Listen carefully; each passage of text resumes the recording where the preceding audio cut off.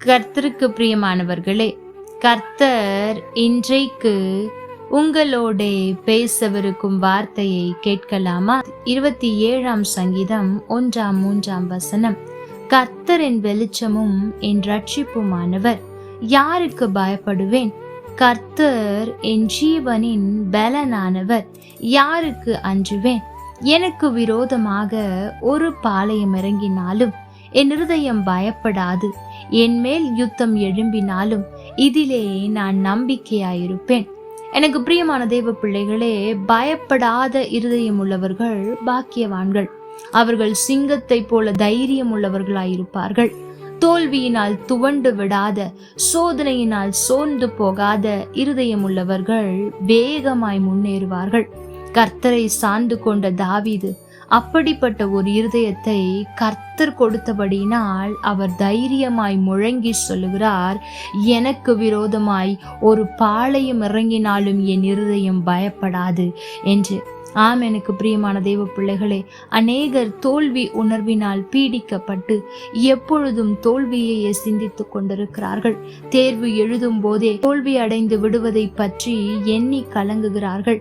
வியாபாரத்தில் நஷ்டம் ஏற்பட்டு விடுமோ, தற்கொலைதான் முடிவோ என்று அவ்விசுவாசமான வார்த்தைகளை சிலர் பேசுகிறார்கள். அவர்களுடைய சிந்தனை கர்த்தர் பேரில் இல்லாமல் பயத்தின் மேல் இருப்பதே இதன் காரணம். தாவீதின் விசுவாச வார்த்தைகளை பாருங்கள். கர்த்தர் என் வெளிச்சம், நான் யாருக்கு பயப்படுவேன்? அவர் என் ஜீவனின் பலன், நான் யாருக்கு அஞ்சுவேன் என்று சொல்லுகிறார். அது மாத்திரமல்ல, கர்த்தரை எனக்கு முன்பாக வைத்திருக்கிறேன், நான் அசைக்கப்படுவதில்லை என்கிறார். ஒரு தேவனுடைய மனிதர் பதவி உயர்வுக்காக மிகவும் கடினமான ஒரு தேர்வை எழுத வேண்டியதாயிருந்தது. அந்த தேர்வுக்கு படிக்கும் போதெல்லாம் என்னை பலப்படுத்துகிற கிறிஸ்துவினால் எல்லாவற்றையும் செய்ய எனக்கு பலனுண்டு என்ற வாக்குத்தத்த வசனத்தை விசுவாசத்துடன் அறிக்கையிட்டு கொண்டே இருந்தார். இந்த தேர்வில் வெற்றி பெற எனக்கு ஞானமும் வல்லமையும் சத்துவமும் உண்டு என்று சொல்லி ஜெபித்தார். கர்த்தர் அந்த தேர்விலே அவரை வெற்றி சிறக்க பண்ணி மகிமையாய் உயர்த்தினார். எனக்கு பிரியமான தேவ பிள்ளைகளே, தோல்வியை ஜெயமாய் மாற்றும் வழிமுறைகளை அறிந்திருக்க வேண்டும். ஒரு முறை எசேக்கியா ராஜாவிற்கு விரோதமாய் பெரிய யுத்தம் வந்த போது அவர் கர்த்தருடைய ஆலயத்திற்கு சென்று தன் உள்ளத்தை கர்த்தருக்கு முன்பாக விரித்து வைத்து ஊக்கமாய் ஜெபித்தார். நடந்தது என்ன?